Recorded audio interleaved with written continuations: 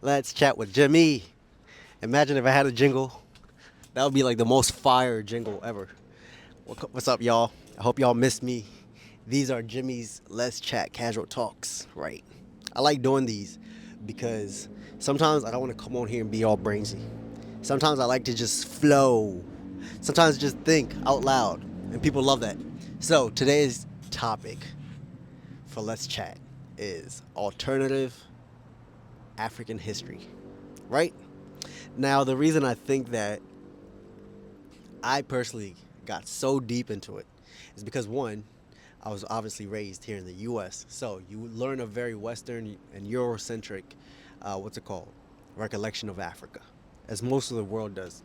The world we live in is written by the victors. History is usually written by the victor, and the world we live in has a very, very Eurocentric, what's it called, recollection of the past.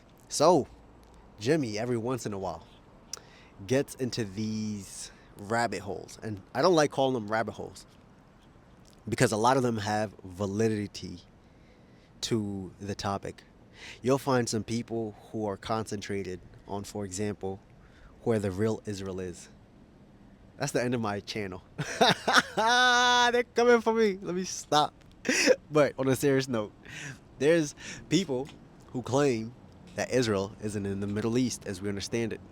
There's a lot of people who claim that the Israelites that we understand or the Israelis are not the real Israelites of the Bible and all that. Now, I have never been one to get into biblical history or, you know, any type of history that has to do with religion and all this stuff. I've always definitely been a history buff and interested in why things happened in the past and why we're here and what brought us here. But in the religious sense, I never really got down those rabbit holes. But over the past few months, I slowly just found myself deeper and deeper and deeper. At one point, I was looking into content on how Kenya is actually, no, Mount Kenya is actually Mount Zion.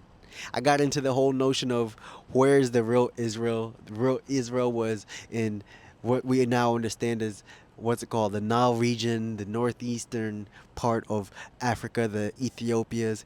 There's people who claim that Israel was down in I have a Google Maps Earth in front of me. There's people who claim that I'm hearing bugs. I'm sorry for the random pause, but you know this is New York. Sometimes sounds aren't too friendly, and then you end up with a spider, flying spider on your back. All right, I think we're good. There's people who claim that Israel is actually in Mozambique, and then there's people who claim it's in South Africa. Do I know where it is? If you were to ask me a few months ago, I would have put my finger on that spot right above. Is it Saudi Arabia or Egypt? I think it borders both. No, Jordan.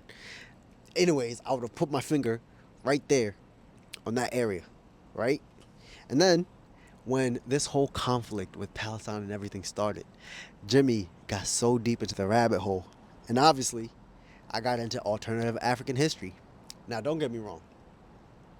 There's an extreme end to both sides. You have some kooks, let me not even say kooks, who claim we came from aliens and all that. There's people who go that far out. And then there's people who go to the extent of explaining what we understand of the world is not what it is. The way we understand maps is not the way they were actually drawn. And that's how we landed on the topics of Israel being somewhere in Africa, right? Now, one notion I really got into was the case for it being around the Great Lake, like Lake Victoria. There's a lady who has a YouTube channel. I don't know her channel name, but I would love to plug it or mention it. I'll have to look for it. But she has quite a few videos on how Lake Victoria, as we understand it, the real name for it can't be confirmed because every community around it had a different name for it almost. So you pick your African name for it, but just so you understand, I'm talking about Lake Victoria between Uganda, Kenya, and Tanzania as we understand today.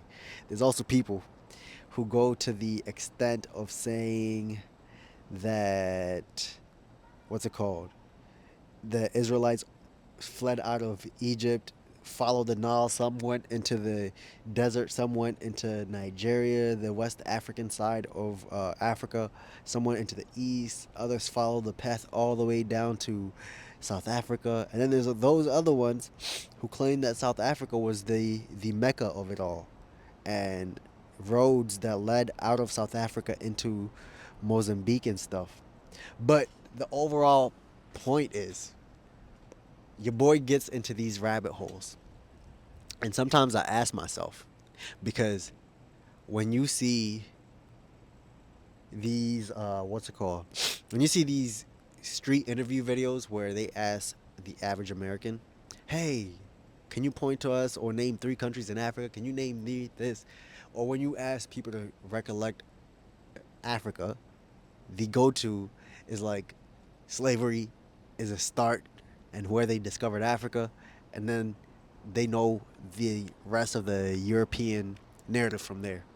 But then there's people who go before the European conquest and colonization and all that. And your boy began deep into that stuff. Deep, right? So, you guys let me know in the comments.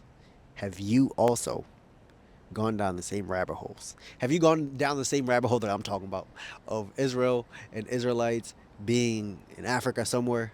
Now, you do have groups like Black Israelites on YouTube and stuff. You have the moderate ones who go try to spread their ideology, and then you have the other ones who cuss out white people in the streets and say you're going to hell. And I'm just like, I don't think that's getting your message across, bro. Right?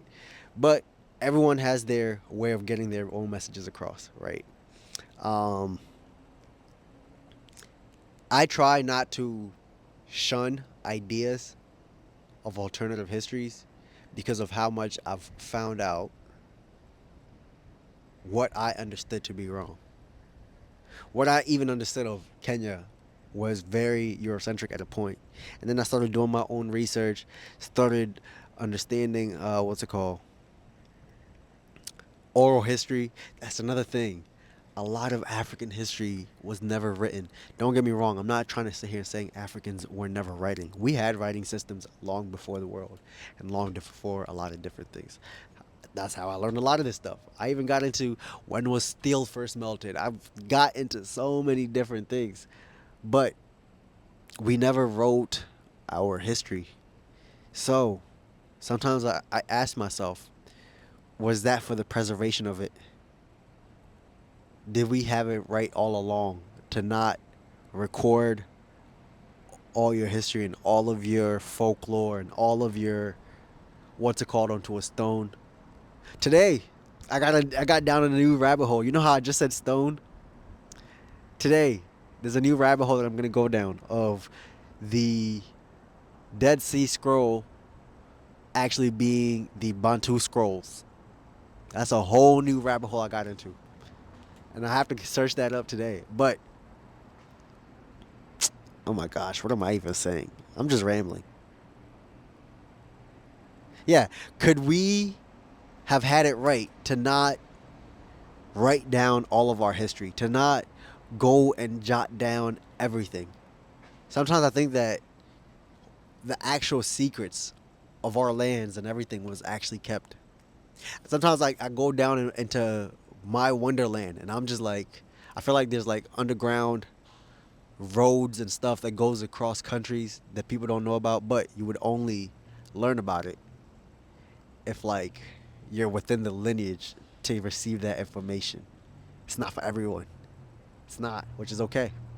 But sometimes people call you crazy for going down those rabbit holes, for even entertaining the fact that the Dead Sea Scrolls could have actually been the Bantu scrolls. And then for me, even when I hear things like this, I question, because I'm like, I've never heard of no Bantu scrolls. This is the first time I'm even hearing about it.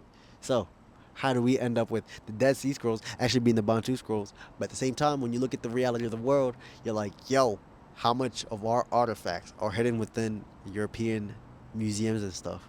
And sometimes I'm like, yes, those are very valuable. But I'm like, how much is still in Africa that was never discovered and that was never exposed or brought out to the world? I'm telling you, I'm down like 15 different rabbit holes right now. And I encourage a lot of people to do the same. Because if you only stick with the one narrative that you've been told your whole life of the European approach to the world, where they discovered Africa when there was tens of millions of people there, where the idea of Africa being the dark continent, no contributions to the world coming out of that land. Meanwhile, you'll see people were smelting iron and some of the purest forms of steel came out of Africa thousands of years before they were found in other places of the world. You look at the knowledge that came out of Egypt. I also got down so many rabbit holes of how the Egyptians were the people in sub-Saharan Africa and how those hieroglyphs that we see are actually people like us. And then sometimes what I do is I'll take these, what's it called, books written by European explorers. And at the time when they were exploring, where there were cameras and they were taking pictures of natives and the attire that people were wearing, what I've done recently is there's a book called Kenya Diaries. I think it's by something Merchenheider, some German dude or something.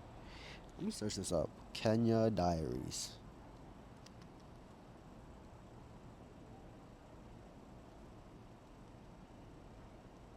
It's a book with a red cover.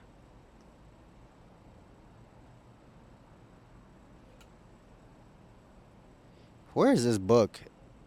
Anyways, why don't I just put book? It's giving me other people's diaries. I'm like, I don't want to know your book. Okay, it's by Richard Meinerzhagen. Meinerzhagen. That's definitely German. That's got to be German. That's not English. Richard Merschengrazen. Okay, let me stop. Anyways, in that book called Kenya Diary, it's from 1902 to 1906.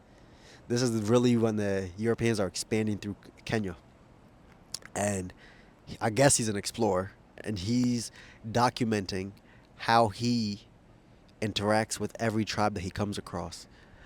We made our path through the thick bush and reached the Meru, and then the Meru took us to the Kamba. We passed down the valley and reached the Masai lands from the Kamba lands, and this, then the other. Crossed through the valley and got to like. I'm not using that as my understanding of Kenya, but within that book, there's pictures of these natives and the attire that we were wearing when we were found. And then you'll see like a Kamba warrior, a Maasai warrior, Kikuyu warrior in this book.